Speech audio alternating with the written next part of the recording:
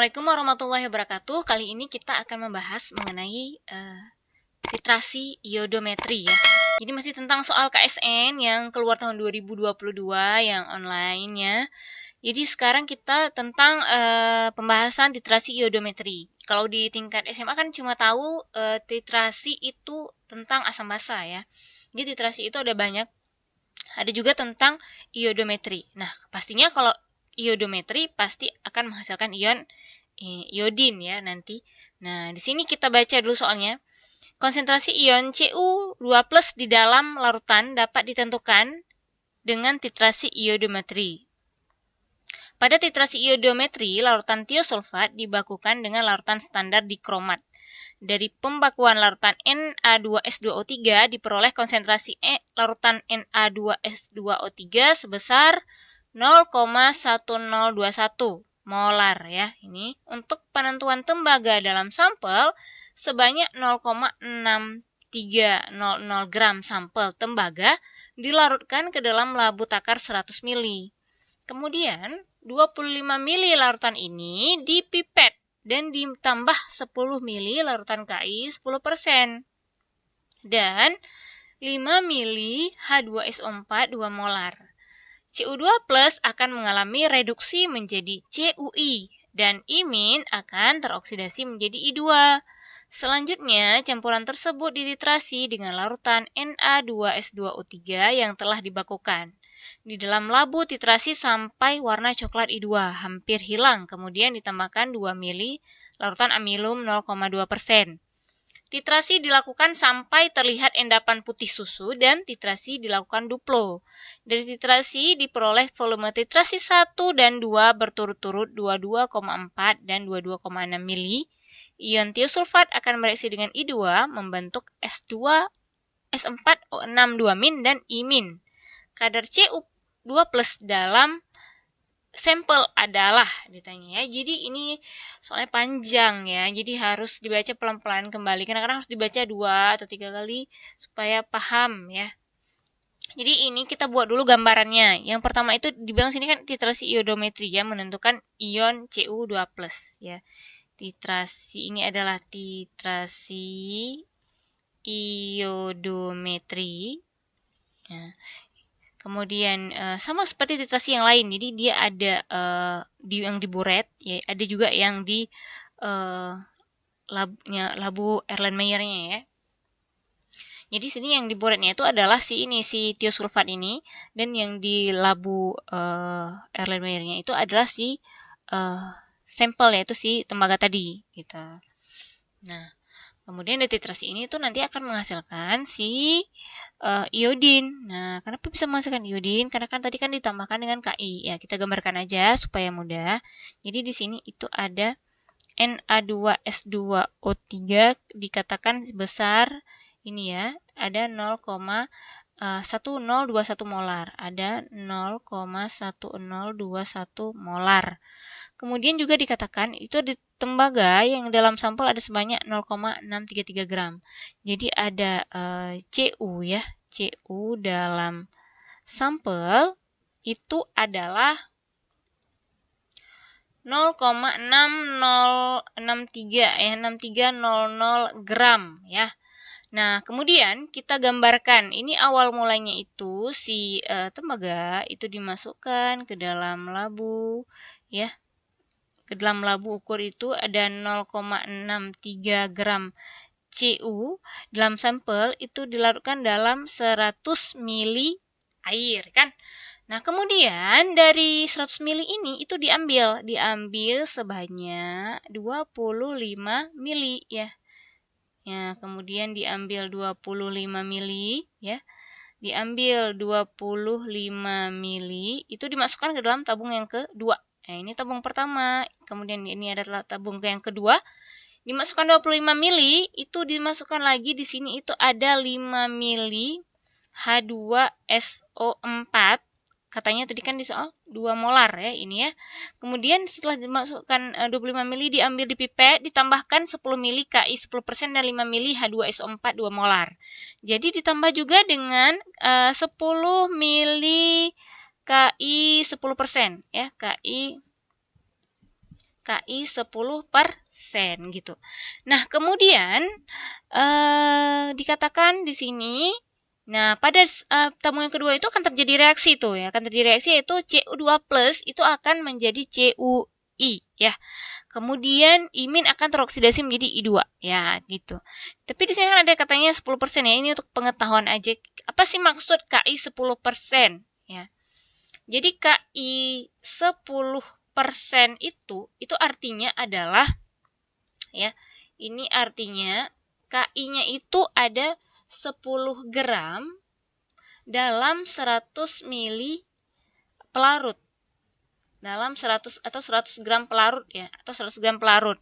Nah, ini dianggap pelarutnya itu air, jadi 10% KI itu artinya 10 gram KI dalam 100 gram pelarut atau 100 mili pelarut gitu. Jadi pelarutnya di sini air ya. Ya. Atau 100 gram pelarut ya. Ya.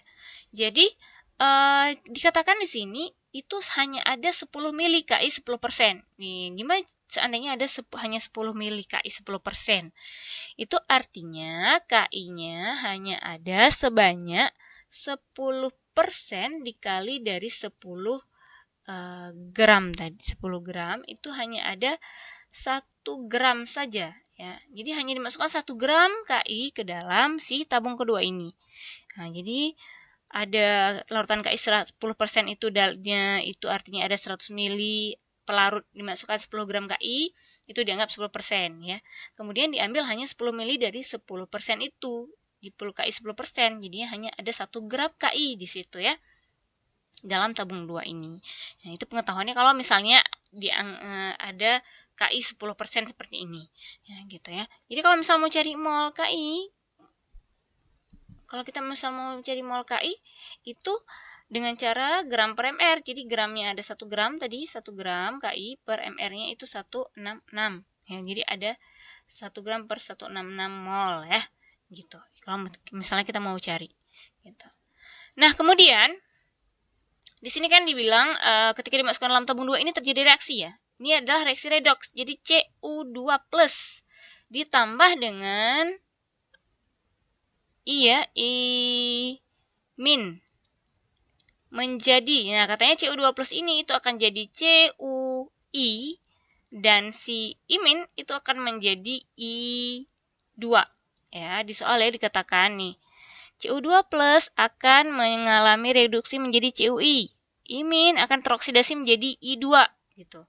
Jadi Cu ini itu akan mengalami perubahan dengan Cu yang ini ya. Cu ini kan plus 2 ya. Berarti di sini juga berarti berapa kalau Cu di sini? Min plus 1 ya, plus 1. Karena sini I-nya min berarti Cu-nya plus 1. Cu di sini plus 2 gitu. I ini min, ini I2 ya, ini belum setara. Jadi harus disetarakan. Caranya adalah ini 2 I min, 2 I min sini 2 I. Kemudian ini ada I-nya juga di sini ya. Ini 2 harus dibuat 2 Cu. Jadi di sini ada I yang tidak mengalami redoks ya. Di sini juga ada D-nya 2 Cu. Jadi ceritanya gitu, Cu ini berubah menjadi Cu sebelah kanan. Jadi Cu2+ berubah jadi CuI. Di sini biloksnya I itu min 1, di sini berarti Cu-nya plus 1. Di sini Cu-nya itu plus 2 ya, sesuai dengan ininya ya, muatannya. Kemudian I min ini berubah menjadi I2 ya. Berarti dari min 2 itu 2 kali min 2 ini jadi 0. Jadi kalau misalnya biloksnya ini I2, di sini juga harus 2i ya supaya sama. Jadi 2i 2 kali i min, jadi min 2. Jadinya ada i di sini ada i yang tidak mengalami redoks, yaitu kita buat aja asing gitu ya supaya nampak bedanya gitu. Jadi ada i yang tidak mengalami redoks, yaitu dari i min di kiri ini ke CuI. I yang ada pada CuI ini. Ya, itu dia tidak mengalami perubahan redoks gitu. Jadi yang mengalami perubahan redoks itu adalah ini. Ya. Jadi kalau kita mau setarakan, jadi 2 ke 1 itu, ini setarakan dengan metode Bilox, 2 ke 1 itu turunnya 1, jadi 1 turunnya 1 ya, turunnya 1. Jadi min 2 ke 0 itu turunnya naiknya 2. Jadi 2 ini dikali dengan 1 yang atas, 2 kali 1. 1 ini dikali dengan 2 yang di bawah kali 2. Nah, makanya nanti di sini dapatnya 2. Ya, di sini ya. 1 kali 2 2. Makanya CU-nya 2, CU ini juga 2. Nah, ini ke ini itu 2. Turunnya 2 dikali 1 ya, karena dikali 1 yang di sini. 2 kali 1 2. Jadi ini tetap 2. Ini sudah 2 ya. Gitu. Nah, kemudian kita bisa mencari konsentrasi dari S2O3 nih dibilang. Jadi campuran tersebut dititrasi dengan, nah sudah terbentuk larutan yang seperti ini, itu dititrasi lagi dengan larutan Na2S2O3 ini yang telah dibakukan tadi di atas. Di dalam labu titrasi sampai warna coklat I2 hampir hilang, kemudian ditambahkan 2 mili larutan amilum. Jadi amilum ini sebagai kayak indikator ya, supaya terdampak terjadinya perubahan warna gitu. Pada titrasi biasanya menggunakan indikator supaya kita tahu kapan dia terjadi titik akhir titrasi. Nah, titrasi dilanjutkan sampai endapan putih susu dan titrasi dilakukan duplo. Nah, ya. Ya, selanjutnya kan dikatakan di sini itu ion tiosulfat akan bereaksi dengan I2. Ion tiosulfat tadi kan udah di atas, itu N2S2O3. Jadi kalau misalnya dalam bentuk ion, itu tinggal diionisasi aja. Jadinya S2O3 2- ya. Jadi itu S2O3 2- itu akan bereaksi dengan I2, membentuk S4O6 2- dan I-. Kita buat reaksinya ya. Jadi ada S2O3 2- ditambah dengan I2 itu akan menghasilkan S4O6 2- ya.